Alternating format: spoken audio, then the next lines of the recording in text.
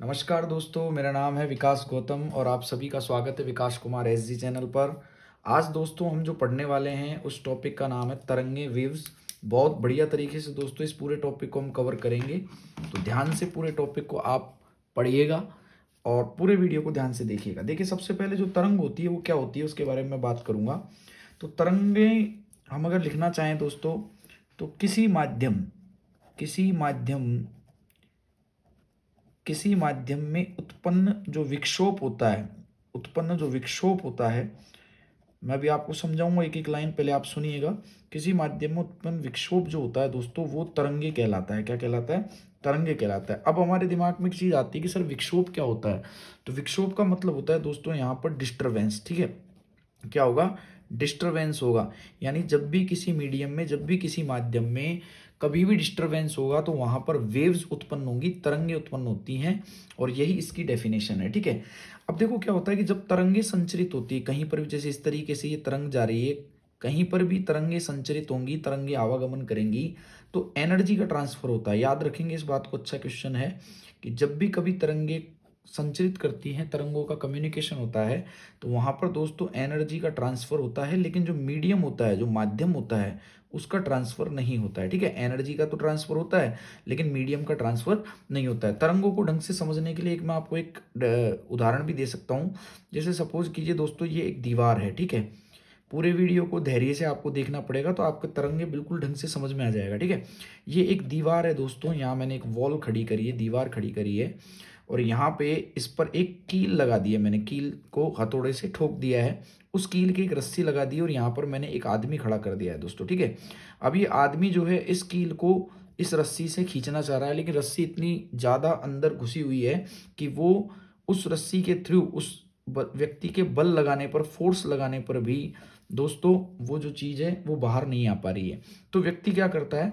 व्यक्ति अपने हाथों को इस तरीके से, ठीक है, इस तरीके से हिलाता है, रस्सी को बहुत जोर जोर से ऊपर नीचे हिलाता है, तो वहां से क्या होता है, उस तरंग का एक विक्षोभ पैदा हो जाता है। इस तरीके से रस्सी को ऊपर नीचे अप करेगा, डाउन करेगा, और अप डाउन करने के बाद में दोस्तों ये रस्सी की विक्षोभ के कारण, तरंग पैदा होने के कारण दोस्तों, ये कील जो है वो इस दीवार से कहाँ निकल जाएगी? बाहर निकल जाएगी। तो हम कहेंगे कि उसमें विक्षोभ उत्पन्न हुआ था, रस्सी रस्सी में एक डिस्टरबेंस उत्पन्न हुआ, जिससे तरंगे प्रवाहित हुई, और उस तरंगों की जो एनर्जी है वो कील तक पहुंची, और कील को उसने दीवार से निकाल लिया। ठीक है, तो ये सारी चीजें जो है आपको समझ में आ गई होगी। अब हम नेक्स्ट चीज पर चलते हैं दोस्तों। जो हमारी तरंगे होती है, ठीक है, जो हमारी तरंगे होती है, ये तरंगे जो होती है दोस्तों, ये दो प्रकार की होती है। ठीक है, पूरे वीडियो को ध्यान से समझेंगे तो आपको दिमाग में क्लियर आएगा। वीडियो अगर अच्छा लगे तो इसको शेयर भी कर देना। देखो, एक तो होती है मैकेनिकल वेव्स। ठीक है, जितना भी एसएससी के पेपर्स होते हैं, पटवार के पेपर्स होते हैं, आरएस के पेपर्स होते हैं, केंद्र की और राजस्थान की जितनी भी कंपटीशन के एग्जाम है, सब में तरंगों से संबंधित क्वेश्चन आता है। तो देखिए, एक तो मैकेनिकल वेव्स होती हैं और एक दोस्तों होती है नॉन मैकेनिकल। ठीक है, नॉन मैकेनिकल। अब इसका मतलब क्या है तो मैं आपको बता देता हूँ। मैकेनिकल वेव्स जो होती हैं दोस्तों, इन मैकेनिकल वेव्स को हम कहते हैं यांत्रिक तरंगे। कौन सी तरंगे कहते हैं? हिंदी में यांत्रिक तरंगे कहते हैं। और नॉन मैकेनिकल जो होती हैं उनको हम बोलते हैं अयांत्रिक तरंगे। ठीक है, तो हम डिफरेंस कैसे करेंगे दोनों में?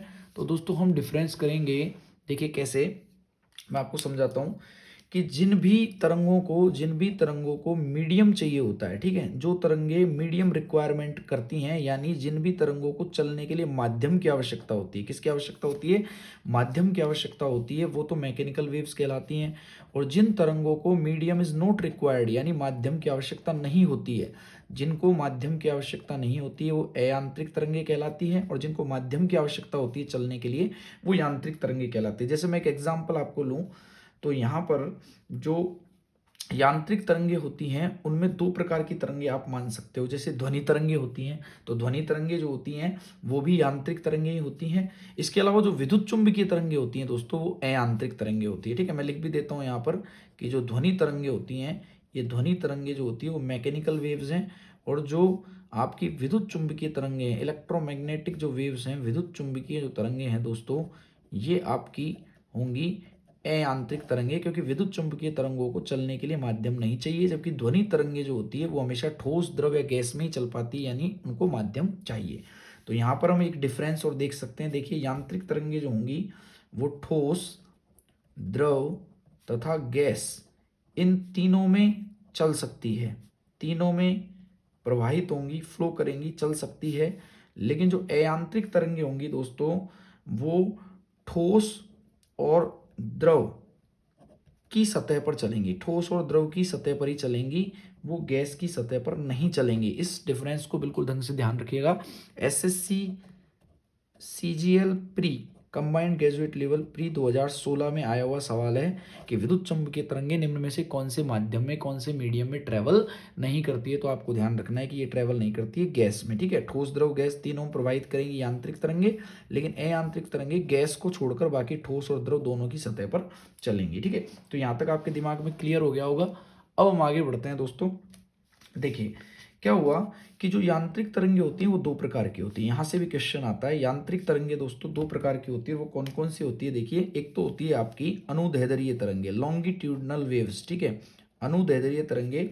और दूसरी जो होती है वो होती है दोस्तों अनुप्रस्थ तरंगे, ठीक है। एक तो अनुदैर्ध्य तरंगे होती है और दूसरी जो होती है वो होती है अनुप्रस्थ तरंगे। इसको हम ट्रांसवर्स वेव्स कहते हैं, और ये जो अनुदैर्ध्य तरंगे इनको हम लॉन्गिट्यूडनल वेव्स कहते हैं। ये आपको दिमाग में क्लियर हो गया होगा। अब देखिए इनमें डिफरेंस क्या है, एग्जाम में डिफरेंस पूछा जाता है तो वो सुनिएगा आप। पहली बात तो अनुदैर्ध्य तरंगे जो होंगी दोस्तों, ये अनुदैर्ध्य तरंगे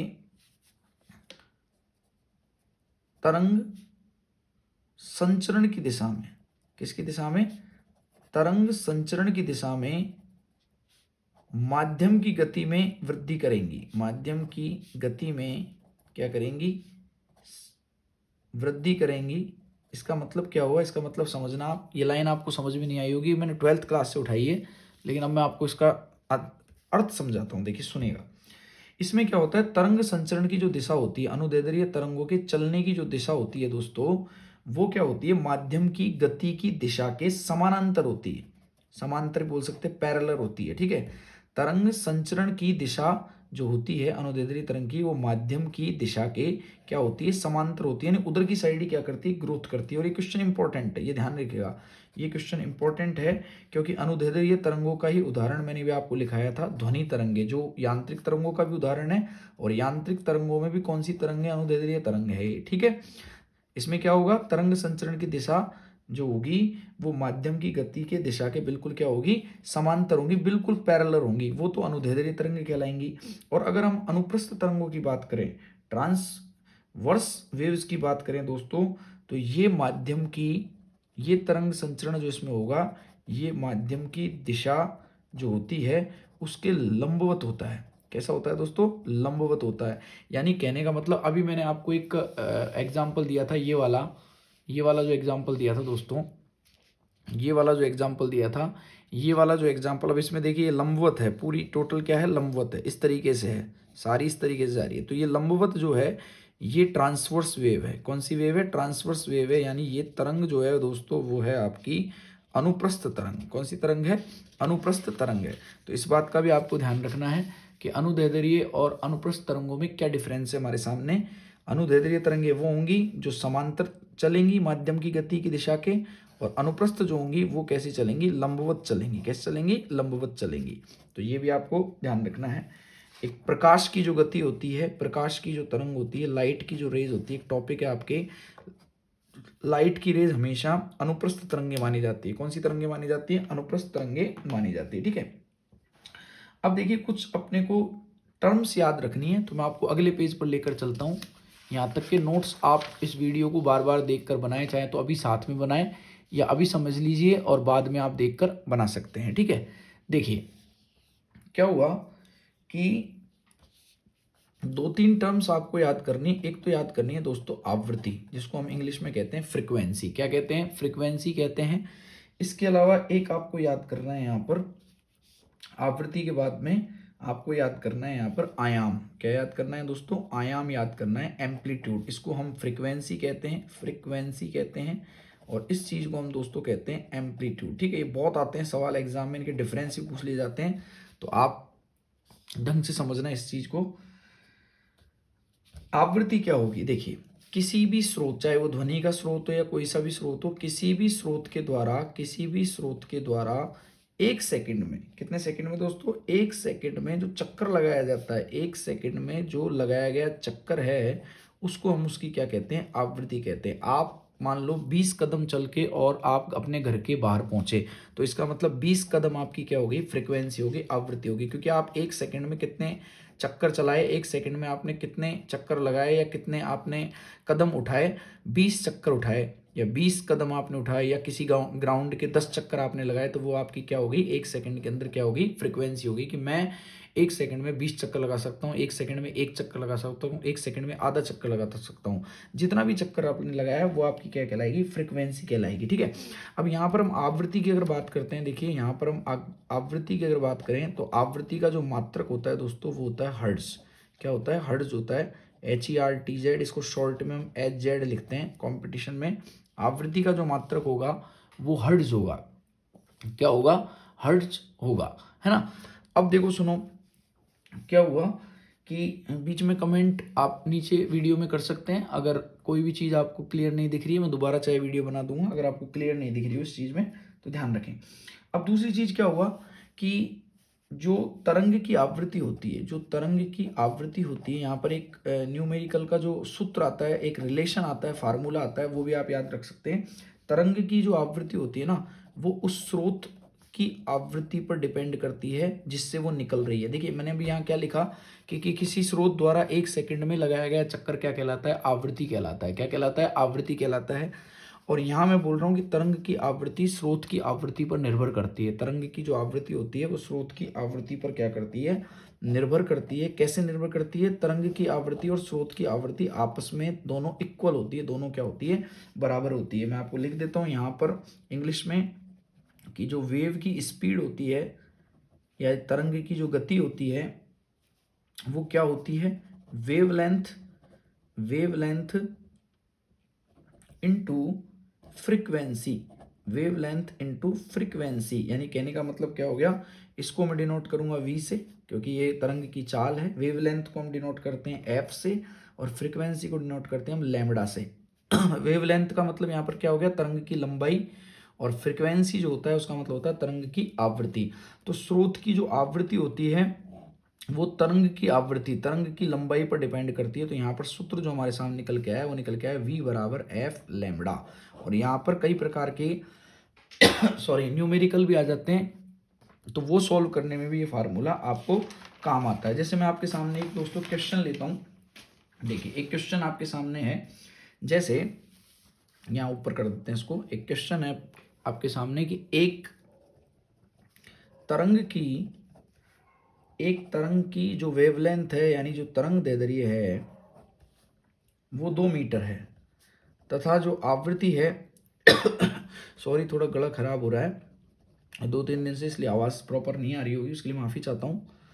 500 हर्ट्ज है, ठीक है। एक तरंग की जो तरंग दैर्ध्य है वो 2 मीटर है और आवृत्ति जो है वो 500 हर्ट्ज है। तो तरंग की चाल क्या होगी, तरंग की चाल क्या होगी, ठीक है, तरंग की चाल क्या होगी, ये हमसे क्वेश्चन पूछा है। अब हमको उसको आंसर देना है, वो फार्मूला लगा के जो हमने अभी पढ़ा था। हमने फार्मूला देखा था v बराबर f इंटू लैम्बडा, ठीक है। v यहाँ पर क्या है दोस्तों, अभी मैंने आपको बताया था तरंग की चाल है, f क्या है, तरंग की आवृत्ति है, और लैम्बडा क्या है, ये तरंग की तरंग दैर्ध्य है, ठीक है। अब हमको क्या याद करना है, देखिए चाल ज्ञात करनी है, यानी v ज्ञात करना है, ठीक है। फ्रीक्वेंसी मेरे पास है, ये लिख रखा है फ्रीक्वेंसी आपके क्वेश्चन में 500 हर्ट्ज, और जो तरंग दैर्ध्य है यानी जो लैम्बडा है वो दे रखा है आपके पास 2 मीटर। क्या दे रखा है, 2 मीटर, ठीक है। तो बहुत सिंपल है, आप फ्रीक्वेंसी की जगह 500 हर्ट्ज रख देंगे और जो लैम्बडा होता है उसकी जगह आप 2 रख देंगे क्योंकि 2 मीटर लैम्बडा है, और इसको आप क्या कर लेंगे, इनटू कर लेंगे, मल्टीप्लाई कर लेंगे, और आपके सामने आ जाएगा 1000 मीटर पर सेकेंड। क्योंकि जो तरंग की चाल होती है, चाल का जो मात्रक होता है वो क्या होता है, मीटर प्रति सेकंड। ये आपका क्या हो जाएगा दोस्तों, आंसर हो जाएगा। और ऐसे क्वेश्चंस जो है वो NTPC, ठीक है, SSC GD और इसके अलावा ग्रुप D, है ना, ऐसी एग्जाम में बहुत आते हैं। रेलवे की एग्जाम में ज़्यादा आते हैं, SSC GD की एग्जाम में भी ज़्यादा आते हैं, तो इसका भी आपको थोड़ा सा ध्यान रखना है। तो इस तरीके के क्वेश्चंस भी मैं आपको और भी करवाऊंगा नेक्स्ट वीडियोस में, लेकिन ये वीडियोस जो है वो आपको इस प्रकार के फार्मूले की क्वेश्चन देके जाती है जिसमें हमको ये ज्ञात होता है कि जो तरंग की आवृत्ति है स्रोत की आवृत्ति पर कैसे डिपेंड करती है, ठीक है। अब नेक्स्ट वीडियो में जो दोस्तों हम पढ़ने वाले हैं, आज के वीडियो में इतना ही पढ़ेंगे, नेक्स्ट वीडियो में हम पढ़ेंगे विद्युत चुंबकीय तरंगे। ठीक है, विद्युत चुंबकीय तरंगे, क्योंकि हमने जो है वो यांत्रिक तरंगे आज पढ़ा है, जिसमें अनुप्रस्थ और अनुदैर्ध्य तरंगे हमने देखी है। आयाम को भी मैं नेक्स्ट जो वीडियोस में डिफाइन करूंगा। बाकी मेन जो अपना अगला टॉपिक होगा वो होगा विद्युत चुंबकीय तरंगे। वीडियो से रिलेटेड अगर कोई भी प्रॉब्लम हो दोस्तों, नीचे कमेंट जरूर करें। आप सबका सपोर्ट और सबका प्यार इस चैनल को मिलता रहे तो हम बहुत तेज़ी से ग्रो करेंगे। सभी को बहुत बहुत धन्यवाद। सभी को बहुत बहुत धन्यवाद दोस्तों। नमस्कार।